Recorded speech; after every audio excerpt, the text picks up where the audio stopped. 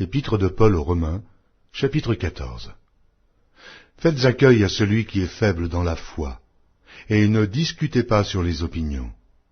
Tel croit pouvoir manger de tout, tel autre qui est faible ne mange que des légumes. Que celui qui mange ne méprise point celui qui ne mange pas, et que celui qui ne mange pas ne juge point celui qui mange, car Dieu l'a accueilli. Qui es-tu, toi qui juges un serviteur d'autrui? S'il se tient debout ou s'il tombe, cela regarde son maître.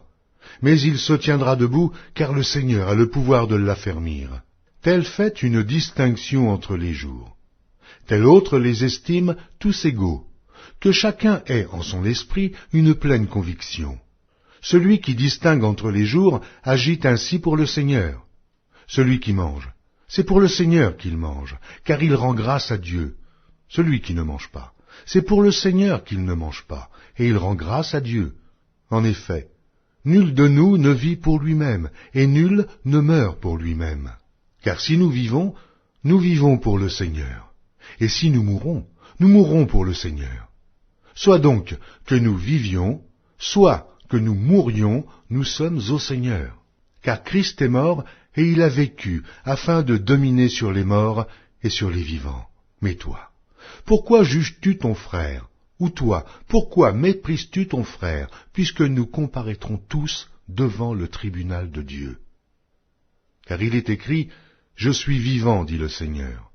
Tout genou fléchira devant moi, et toute langue donnera gloire à Dieu. » Ainsi, chacun de nous rendra compte à Dieu pour lui-même.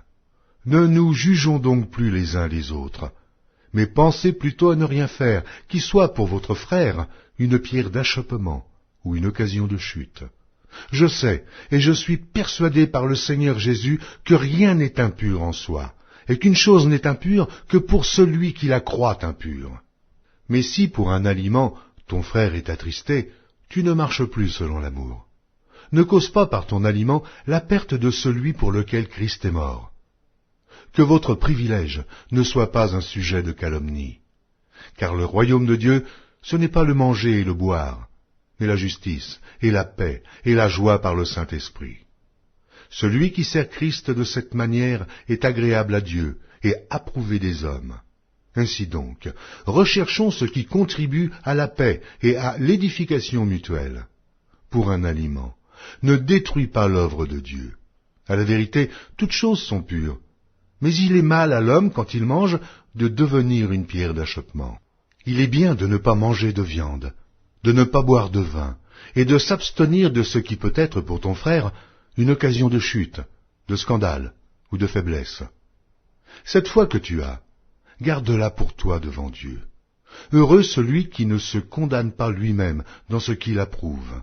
Mais celui qui a des doutes au sujet de ce qu'il mange est condamné, parce qu'il n'agit pas par conviction. Tout ce qui n'est pas le produit d'une conviction est péché.